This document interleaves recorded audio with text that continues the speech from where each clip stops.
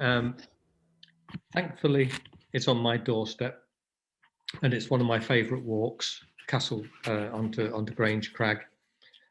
Other than these first two pictures, this presentation are images all taken between the 7th of December and the 7th of January. The 7th of December was an absolutely glorious morning, and I looked out and saw snowy Skiddaw and what the start of a cloud inversion. So I rushed up to Grange Crag to get a picture, but the cloud beat me to it. It rolled up the valley and the sun disappeared. In fact, the whole view disappeared under this blanket of fog. So I waited and waited, and it began to clear. Of course it would. And I was soon able to see the fell side behind the trees. These are my favourite little clump of silver birches, and they change all the time. And then there was this remnants of the mist clinging to the undulating landscape, and the little clump of silver birches there began to come back to life. And now I could see the fells behind and the life coming back into the silver birches. So I turned 180 degrees to the south, and the mist definitely hadn't gone away from Castle Crag. There was this magical atmosphere that I couldn't capture despite my best efforts. So I played with the settings and I persevered, and the mist began to clear from around and beneath Castle Crag.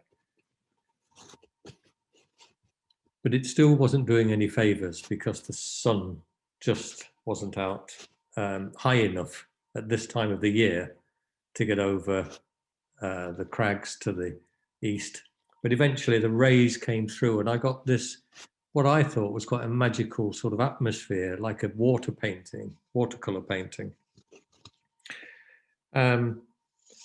I tried to get more detail, but I needed to take some panoramic, to get a panoramic view, take, in this case, 11 images with the camera in the portrait mode so that it wasn't too letterbox, but at least it began to give an impression of what view I was getting. So it had done me proud in probably 20 minutes of watching the crag there, and I turned back once again, and also in the portrait mode again, another 11 pictures which I stitched together to get this panorama of Skiddaw with Derwent Water in the foreground. And again, I sort of fiddled around and tried to get a better representation of what I was seeing. Not that I was seeing it in black and white, but I took a few images with different variations in my vain attempt to capture the mood of the emerging Skiddaw, whether it needed more foreground or more sky or more background, or those beautiful silver birches on the right-hand side of the image. I tried it all.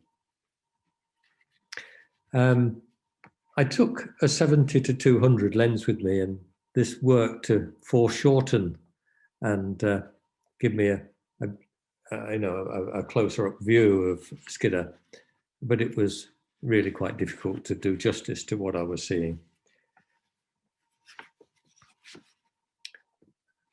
I think I was quite lucky just before I left that there was this tiny little boat that was coming towards me on Derwent Water.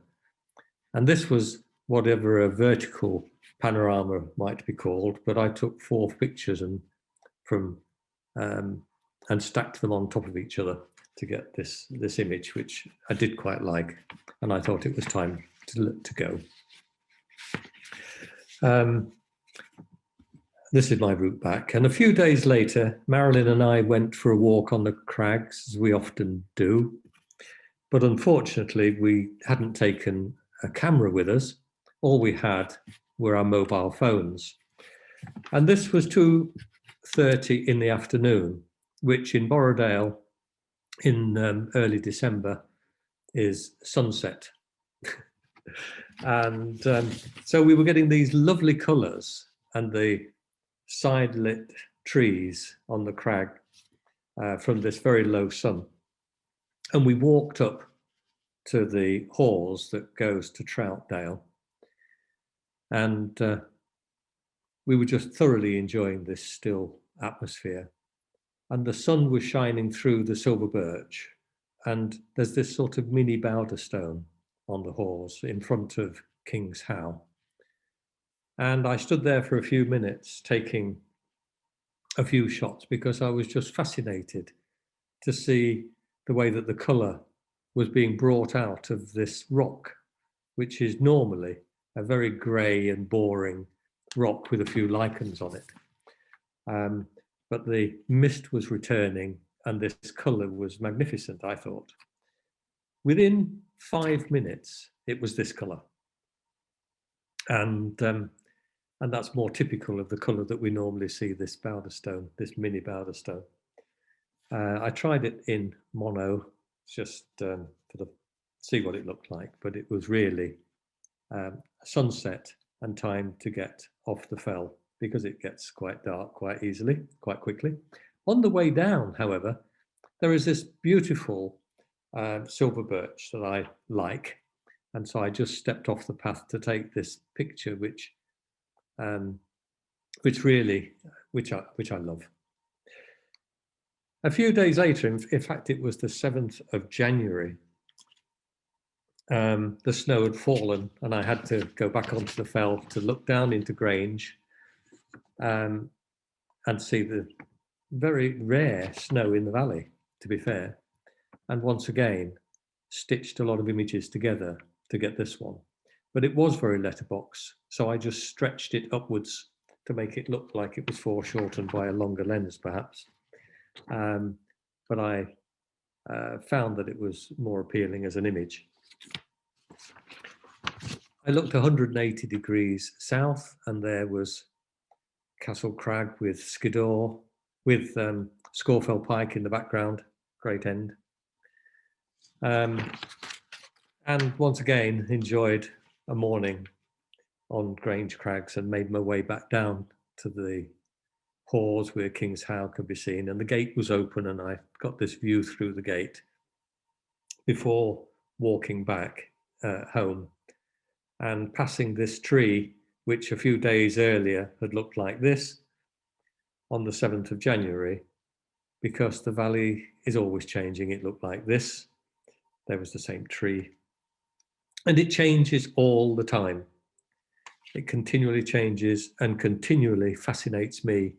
And I've been up onto Grange Crags hundreds of times, and it never fails to please. So they're a few of my favourite views from my favourite crags in 1 month. Thank you.